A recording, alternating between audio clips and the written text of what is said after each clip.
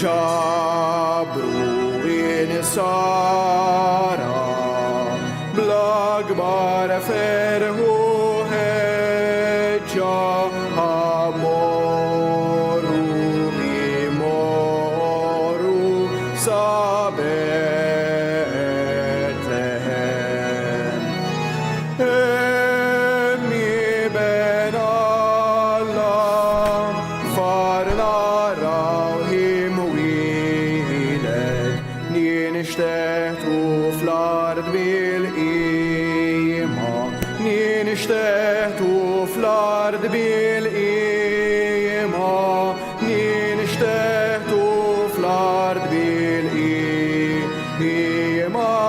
nadura.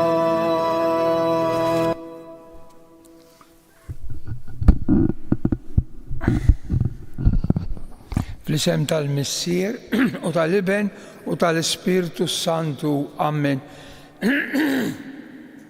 Il-grazzja ta' Sidna Ġesu Kristu, l-imħabba tal-Alla u l-għaqda fl-Ispirtu Santu dawn ikunu magħkom il-koll. Ħuri se nibdew din il-ġurnata fl-imkien hawnhekk din it-talba għażiża tal-Qudiesa. Nsellem lilkom u dawk li qegħdin isegwuna permezz tar-radio u tat-television. Ejjew nitolbu l-Mulej jaħfrilna n-nuqqasijiet minn tagħna biex inkunu denjej niċċelebraw din l-Ewkaristija. Ser nofri l-Qudiesa għall-irwieħ tal-familja Muscat u Attart u Montalto.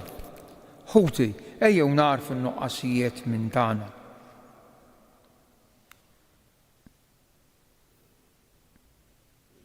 Int isliem veru tagħna Mulej ħnina. Inti l-ħarruf tagħna tal-għid li tajtna ġismek biex nikluh Kristu ħnina. Inti lena dejjima tagħna Mulej ħnina. Iħenna għalina Alla li jista' kollox jaħfrilna dnubitna u jwassalna għal ħajja ta' dejjem. Nitolbu. Fil-ħnina tiegħek Mulej jagħti bidena talb u mli tagħna. Għamel li naraw sewwa x'għandna nagħmlu u li jseħħilna nkompluh sal-aħħar. Bibnek Ġesu Kristu Sidna li hu Alla u miegħek jgħix wisaltan fl-imkien mal-Ispirtu Santu għal dejjem ta' dejjem.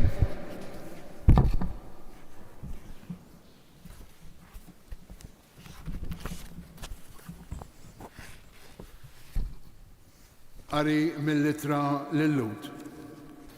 Alla fl-modi kellem lill-missirijietna ħafna drabi u b'ħafna manjieri permezz tal-profeti. Issa f'dan l-aħħar żmien huwa kellimna permezz ta' Ibnu li hu għamlu werriet ta' kollox u li bih ukoll għamel il-ħolqien. U l-Iben li hu dija tal-glorja ta' Alla u xbija tal-essenza tiegħu u li jżomm id-dinja kollha bil-kelma setana tiegħu. Wara li naddafna minn dnubietna, għad fuq il-lemin tal-kobor ta' Alla, fl-għoli ta' smewiet, u bekk sar daqshekk aqwa mill-anġli daqskemm kien ola minn tagħhom u l-isem li kiseb. Għax lil min mill-anġli qatt qal Alla, inti ibni jien illum nissiltek. Jew jien inkun missieru u jkun ibni. Imbagħad u jdaħħal l-ibnu l-kbir fid-dinja jgħid ukoll ħajqimuh l-anġli kollha ta' Alla. Il-kelma tal-Mulej. Rodda ħajr lil Alla. Naduraw lil-Mulej flimkien mal-anġli tiegħu. Naduraw lil-Mulej flimkien mal-anġli tiegħu. Il-Mulej saltan ħataqbes l-ard bil-ferħ u jifirħu l-ħafna gżejjer. Is-sewwa u l-ħaq is-sisin tat-tron tiegħu. Naduraw lil-Mulej flimkien mal-anġli tiegħu. Ixandru smewiet il-ġustizzja tiegħu, jaraw il-popli kollha s-sebħ tiegħu, qudiemu jinxteħtu l-allat kollha. Naduraw lil-Mulej flimkien mal-anġli tiegħu. Għax int, Mulej, inti l-għoli, il-fuq mill-art kollha, ola ħafna mill-allat. Naduraw lil-Mulej flimkien mal-anġli tiegħu. nqumu għal-kelma tal-Evanġelju. Alleluja, alleluja, alleluja. Iż-żmien huwa mitmum u s-saltna ta' Alla waslet, jgħid il-mulej. Indmu u emnu fl-Evanġelju.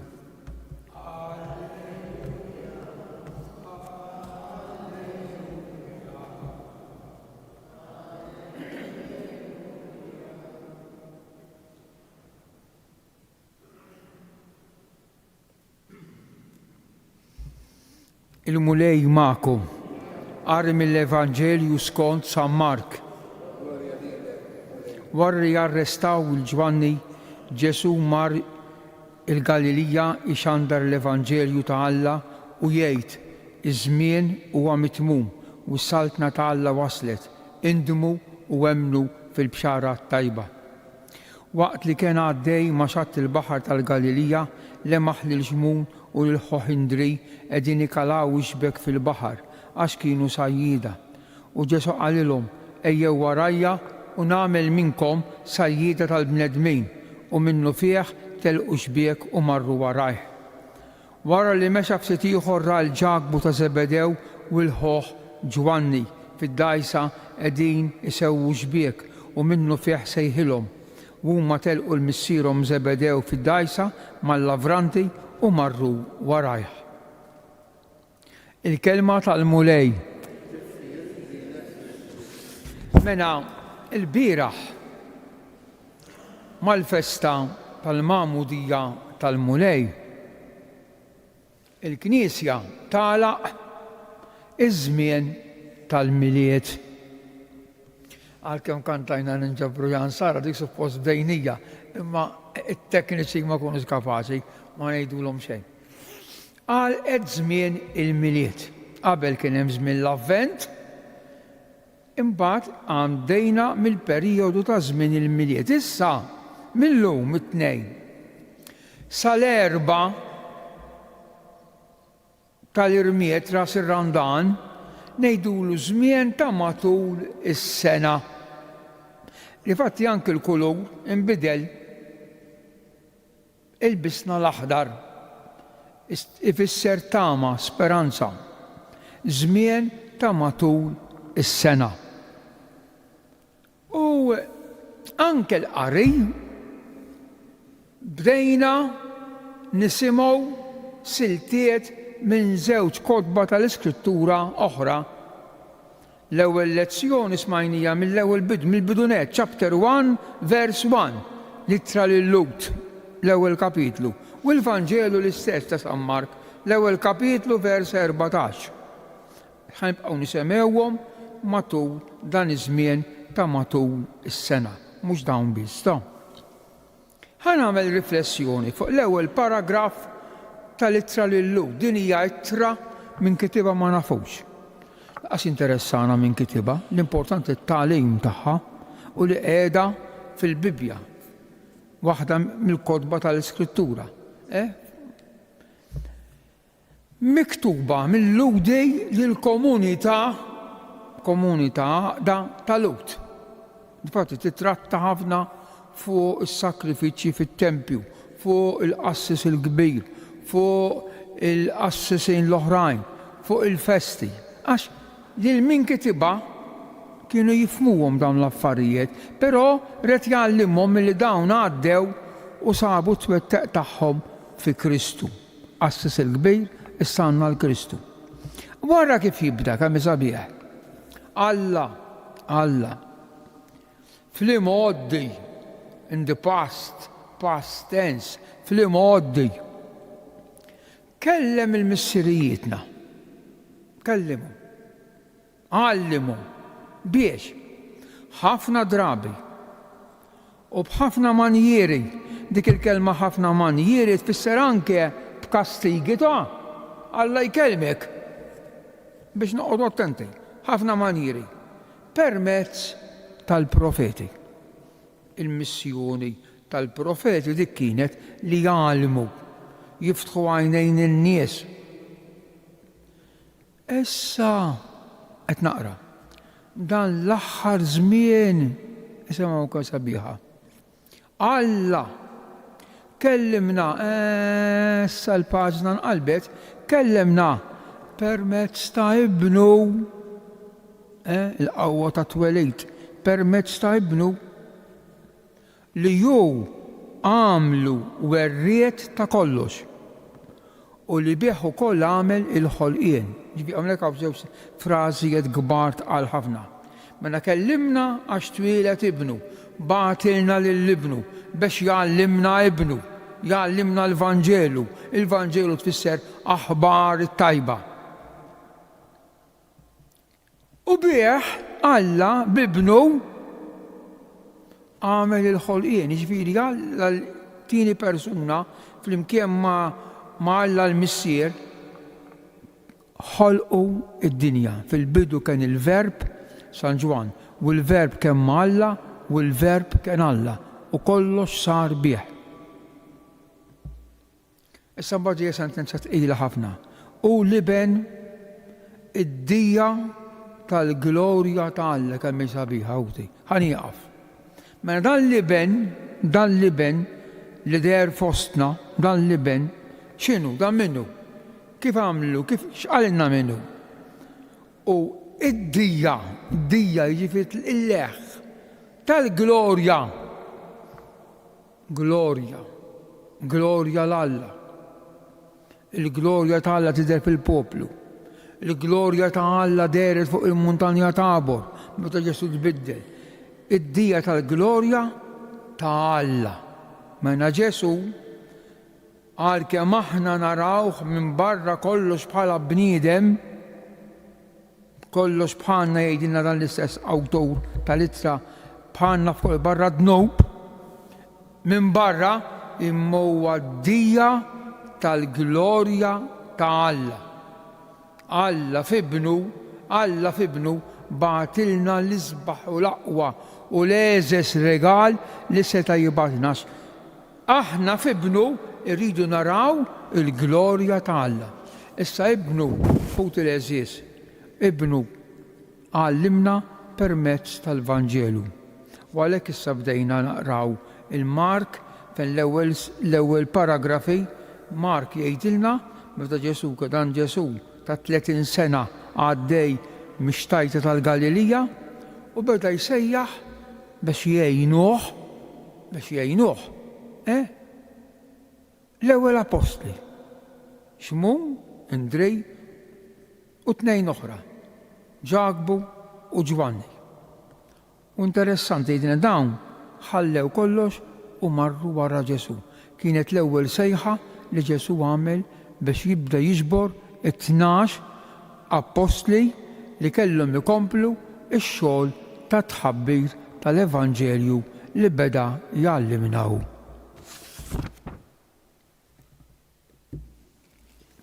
Inqumu bil-wifqa.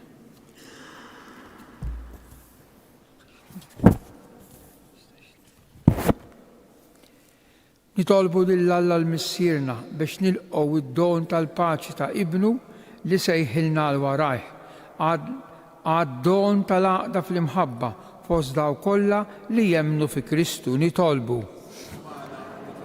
Għal paċi vera fost il-bnedmin li ma tinkisibx bl-isforz uman imma bit-talb nitolbu. Sabiex kif sejjaħt l-ewwel apostli kompli sejħilna u għatina vokazzjonijiet saċerdotali, reliġjużi u missjonari nitolbu. Għall-erwieħ tal-burkatorju li qegħdin jistennew it-talb tagħna biex intatihom il-mistrieħ ta' dejjem nitolbu. Dawn it-talbiet mulej jinresquhomlok permezz ta' ommok u Omna Marija int li tgħix u s-Saltan għal dejjem ta' dejjem.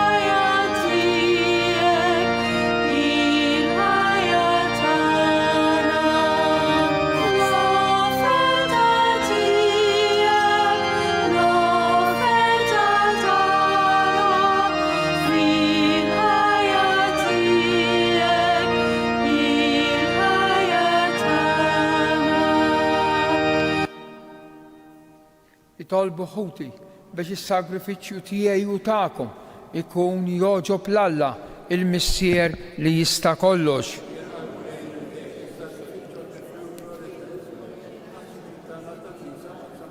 Il-qamulej l-offerta tal-poplu tiegħek u għamel li bieħ nitqazzu u naqilgħu minn għandek il-ġid li nitolbuk bi Kristu Sidna il-mulej magħkom. Nerfaw lubna l-fuq nidżu ħajr lill-mulej Alla tagħna.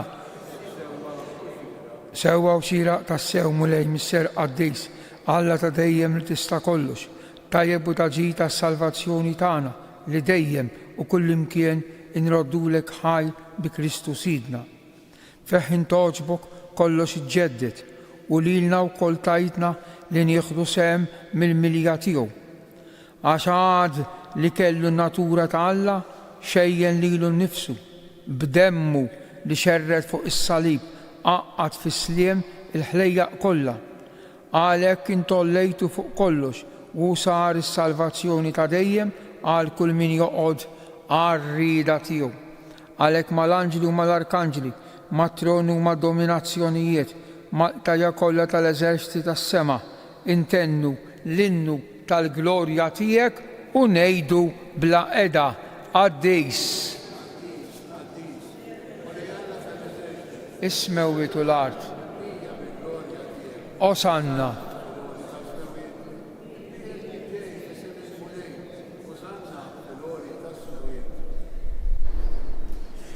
Dak il-bieb għalqu dak il-bieb. Grazzi.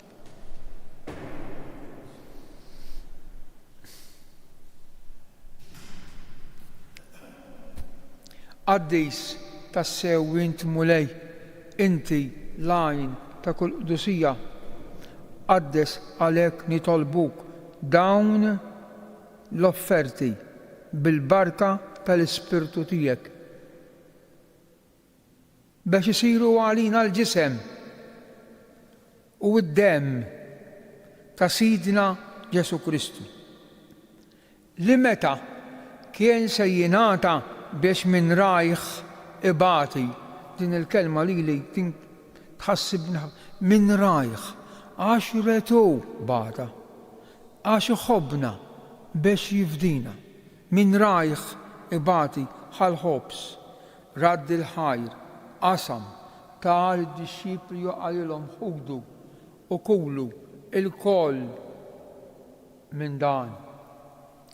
Għax dan huwa ġismi li jingħata għalikom.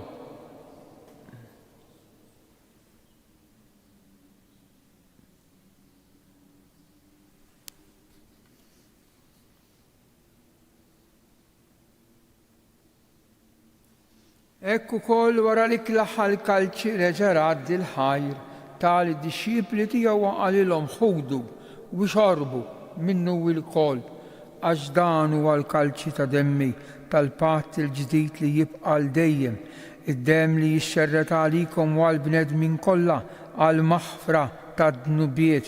Għamlu dan f'tifkira tiegħi, Sinjur tiegħi u Alla tiegħi.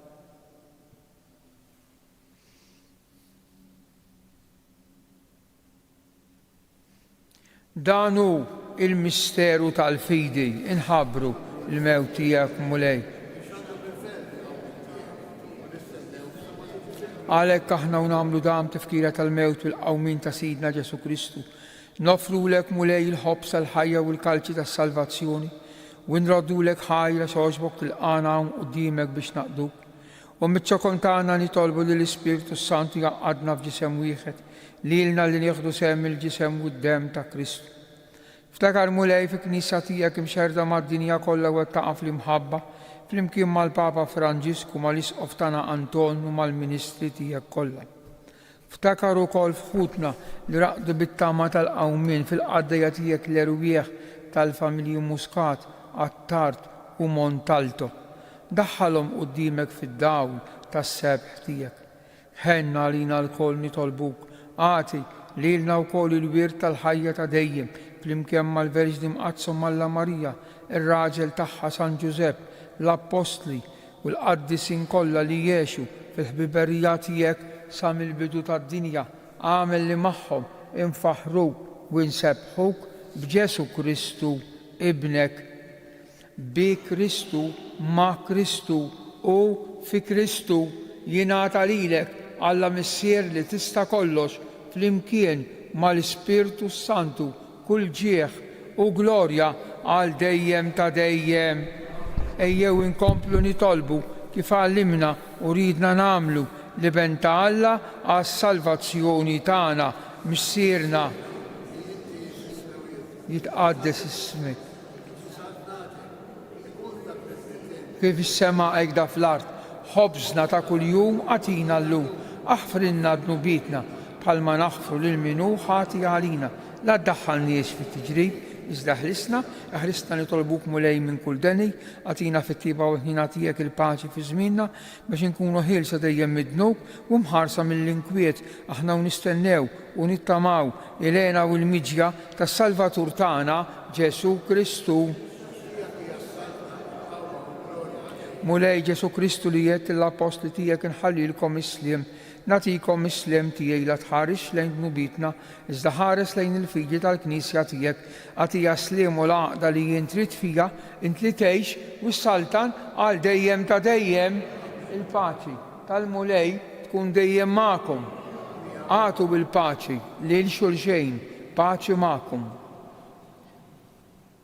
Ngħidu flimkien ħaruf ta' Alla.